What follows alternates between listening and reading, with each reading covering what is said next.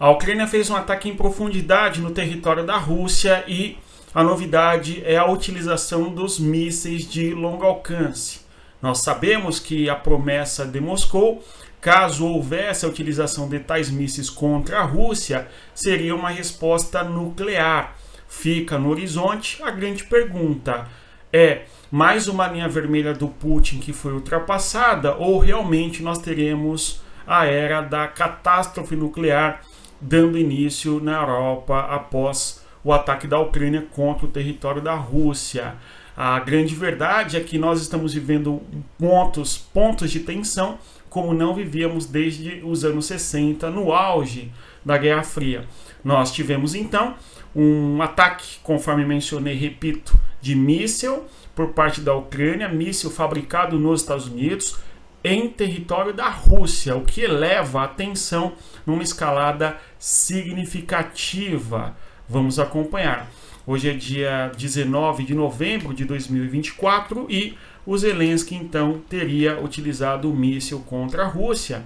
E o curioso é que é no mesmo dia que a Rússia muda a sua doutrina nuclear, que traz consequências ou pode trazer consequências bastante significativas para todo o fronte de guerra e todo o contexto da política internacional. Por quê?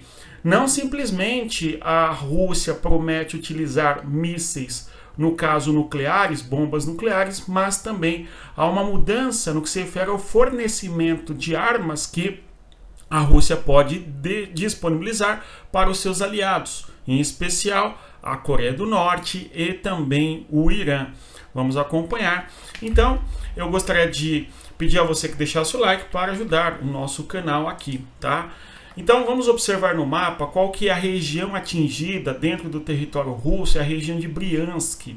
Nós já assistimos ao longo da guerra a Ucrânia atingindo os territórios em Briansk, inclusive buscando atingir bases aéreas, seja na região de Lipetsk ou mesmo depósito de munições na região de Briansk. Nós temos que a Ucrânia atinge esses espaços através de drones. Agora, com um poder de fogo mais significativo, certamente a Ucrânia colocaria muito mais à prova o sistema de defesa aéreo da Rússia e com um poder destrutivo muito mais intenso e considerável.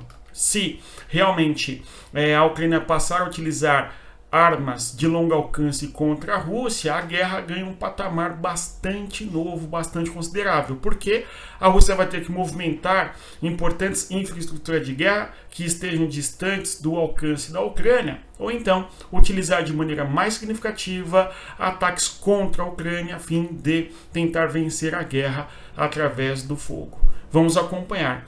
Antes de avançar, eu vou convidar você que quer aprender geopolítica, que gosta do assunto, mas sente que falta uma compreensão mais complexa, uma compreensão mais aprofundada do que ocorre no cenário da geopolítica. Para isso, eu criei uma plataforma de geopolítica feita para você que quer entender o contexto histórico, a realidade geográfica e todas as questões políticas da Rússia, da Guerra Fria, dos Estados Unidos e assim por diante. Dê uma olhada, o link está na descrição do nosso vídeo. Pessoal, então nós temos aqui um mapa que mostra para nós justamente onde teria sido atingido o território em Briansk, dentro da Rússia, através do ataque que a Ucrânia fez. No caso, a distância do território, aumentando o mapa para que nós observemos, é uma distância em torno de 130 quilômetros, aqui ó, destacado na cor em amarelo. Tá? Então nós temos aqui, conforme podemos observar, o território russo, a bandeira russa aqui destacando, e aqui o território da Ucrânia, para que nós tenhamos um conhecimento, uma noção, uma dimensão do mundo no mapa, ou seja, onde temos a fronteira, inclusive, entre Rússia e Ucrânia, nesta posição geográfica aqui. Né? Então o limite de fronteira entre os dois países é justamente nesta região fronteiriça, que estou destacando aqui na cor preta. E a Ucrânia, a partir da região ou de Sumy ou da região de Chernik, teria lançado o míssil contra a região aqui ó, de Briansk, no território da Rússia, numa distância de, conforme disse, 127 quilômetros, pelo menos, desde a fronteira até o interior da região de Briansk. E aí muitos disseram que não, agora Moscou pode ser atingida com tais mísseis e tal.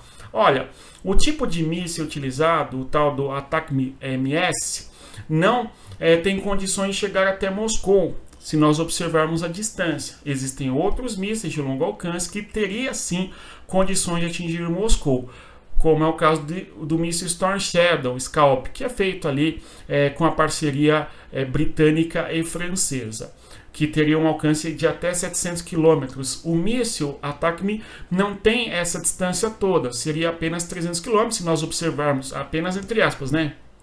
Se nós observarmos no mapa, a região de Moscou, que destaco ali no norte, vejam vocês, lá no norte nós temos aqui Moscou, a distância entre o território fronteiriço da Ucrânia, na região mais próxima de Moscou, é de 400, quilômetros pelo menos. Então, o míssil norte-americano que teria sido utilizado hoje contra a Rússia não teria alcance ao território de Moscou, exceto também, claro, se a Ucrânia infiltrasse no território russo e fizesse esse ataque contra Moscou, tá?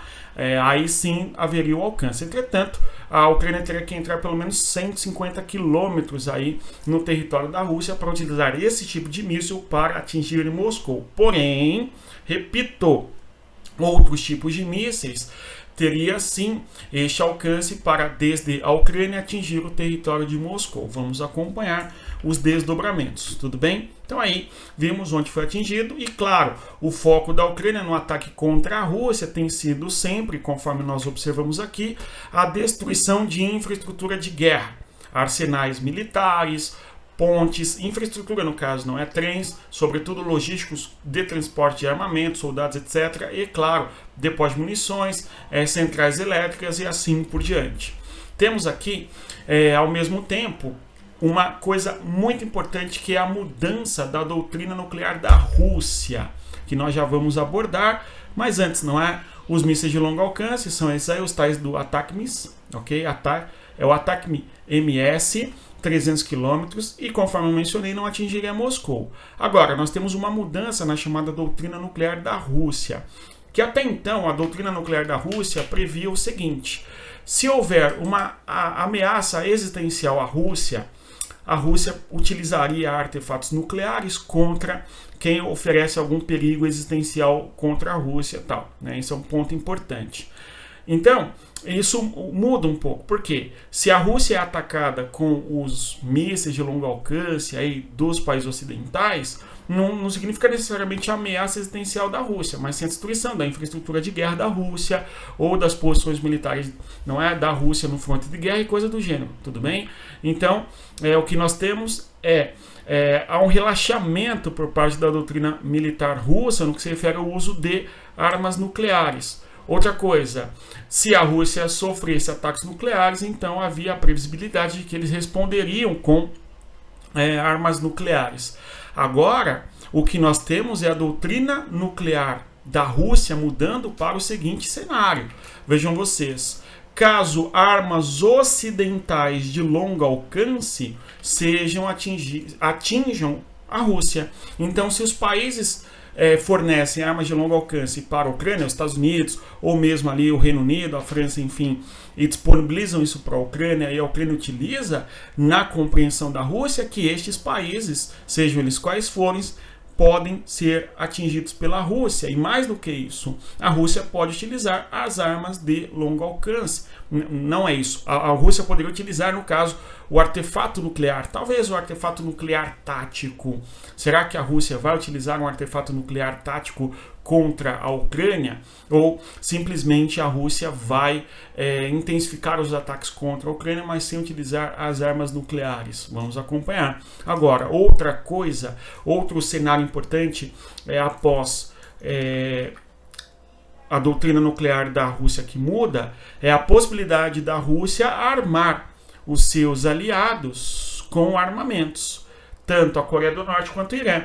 Se nós observarmos o tabuleiro geopolítico da Coreia do Norte e do Irã, nós vemos que no limite imediato entre a Coreia do Norte há dois aliados importantes dos Estados Unidos. É o caso do Japão e também da Coreia do Sul, com o qual, inclusive, não é país com o qual a Coreia do Norte está em guerra desde os anos 50, certo? e a guerra não acaba nunca. Outra região é justamente o Oriente Médio, ou o sudoeste da Ásia, onde o Irã tem ali um rival importante que é aliado dos Estados Unidos, sobretudo é o caso de Israel. Mas vale destacar também que no contexto do Oriente Médio existem alguns países árabes que não são aliados do Irã. É o caso do Kuwait, da própria Arábia Saudita, inclusive é uma grande rivalidade envolvendo o Irã e a Arábia Saudita, tá certo? Então, nós temos que certamente o Irã mais armado colocaria em desafio os países na região do Oriente Médio que são rivais do Irã, tá? Vamos acompanhar quais serão os desdobramentos do uso de armas de longo alcance por parte da Ucrânia contra a Rússia. Os desdobramentos são imensos. Nós podemos ter a Rússia utilizando as armas de longo alcance de maneira mais intensa contra a Ucrânia, ou contra algum aliado da Ucrânia que forneça armamentos para a Ucrânia, ou a mesmo ainda o uso de armas nucleares, ou então ainda, conforme mencionamos aqui, a Rússia armando, certo, aliados nas regiões onde há inimigos, certo, dos Estados Unidos. No caso, o Oriente Médio, o Irã, armando o Irã, as consequências para Israel, a Arábia Saudita, por exemplo, ou mesmo a Coreia do Norte e a relação com o Japão e com a Coreia do Sul. Vamos acompanhar, tomara que haja um caminho para a paz nessa guerra. No mais é isso. Se você chegou até aqui, eu reitero, curta o nosso vídeo, compartilhe e conheça a nossa comunidade geopolítica. O link está na descrição do nosso vídeo. Bons estudos, respeita a geografia, até mais. Tchau, pessoal.